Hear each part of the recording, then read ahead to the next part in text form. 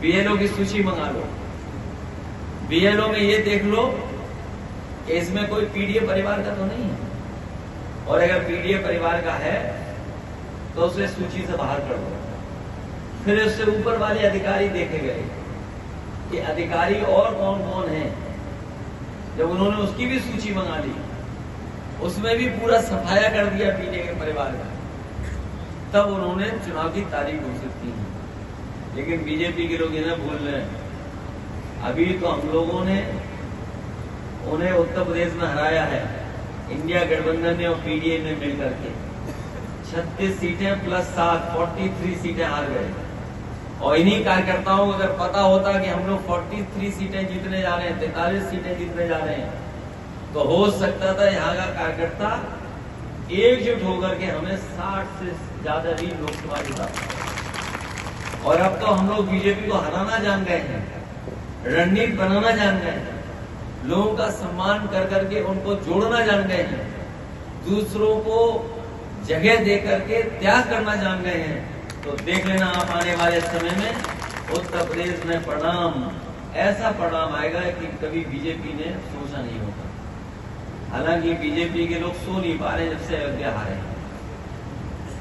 जब एक गड़बड़ सोते हैं तो उन्हें यूपी की याद आ जाती है कि यूपी में कैसे हार गए, और जैसे ही गड़बड़ दूसरी कर करके अयोध्या की याद आती तो फिर नहीं सो पाते। इतनी बड़ी हार हुई है यूपी से जिसकी वो अभी तक भरपाई नहीं करते हैं। इसीलिए पीडीए की काट ढूंढ रहे हैं, पीडीए की काट, कि ये पीडीए को कैसे काट की जाए। हम अपने साथियों को कहना चाहते हैं, पीडीए की लड़ाई वही पुरानी लड़ाई है, कोई ये नई लड़ाई नहीं है जो कभी डॉक्टर राममनोहर लोहिया या उनसे पहले बाबा साहब भीमराव अम्बेडकर, ज्योतिबा फूले या तमाम सामाजिक सुधार को आगे बढ़ाने वाले जितने भी हमारे नेता हैं, या नेताजी या डॉक्टर राममनोहर लोहिया, जिन्होंने जो रास्ता दिखाया वही पीडीए का रास्ता है, वही पीडीए की रास्ता। जब हम लोग पीडीए की बात करते हैं तो बीजेपी के लोग घबराने लगे हैं और कार्ड ढूंढ करने के लिए कह रहे हैं कि हम भी पिछड़ा और दलित बनाएंगे। लेकिन हम अपने पीडीए परिवार के लोगों को कहना चाहते हैं, ये केवल चुनाव के लिए उन्होंने नाम बढ़ाए हैं, लेकिन सच्चाई में वो उनको कुछ नहीं देना चाहते। पिछले 10 साल दिल्ली के और अभी तक उत्तर प्रदेश के सरकार ने जितना भेदभाव किया उसकी कोई कल्पना नहीं कर सकता।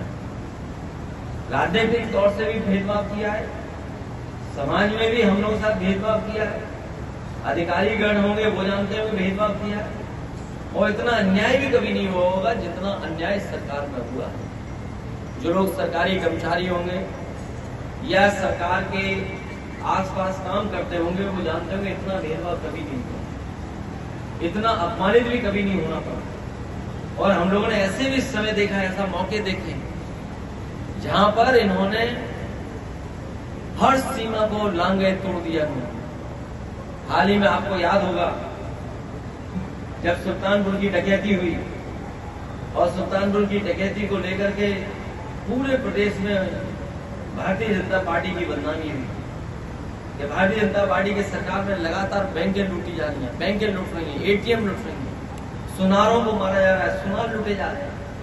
हम आपसे कहेंगे कि बड़ी जिम्मेदारी के साथ वो आंकड़े भी अगर आप निकालोगे तो अभी तक जितनी बैंक डकैतियां हुई हैं सबसे ज्यादा भारतीय जनता पार्टी की सरकार में। इसके साथ साथ हमारे सुनार या सोने का काम करने वाले कारोबारियों का सबसे ज्यादा हत्या अगर कभी हुई है तो भारतीय जनता पार्टी की सरकार में। जब वो जवाब नहीं दे पाए तो आपको याद होगा मंगेश यादव की इन्होंने हत्या करने का काम, और उस पर भी जब सवाल हम लोगों ने खड़े किए तो सोचिए सरकार ने क्या किया, बैलेंस करने के लिए एक छतरी को मार दिया।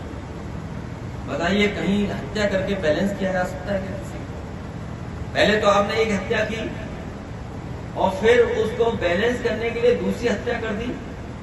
इस सरकार ने मुठभेड़ के बहाने एक हत्या नहीं की है, 2-2 हत्याएं की हैं। और न केवल उत्तर प्रदेश बल्कि देश की जनता जानती है कि भारतीय जनता पार्टी न संविधान मानती, न कानून मानती है और न ही लोकतंत्र पर भरोसा करने वाली पार्टी है। इसलिए जब कभी भी जनता को आने वाले समय में मौका मिलेगा, भारतीय जनता पार्टी को ये सबक सिखाने का काम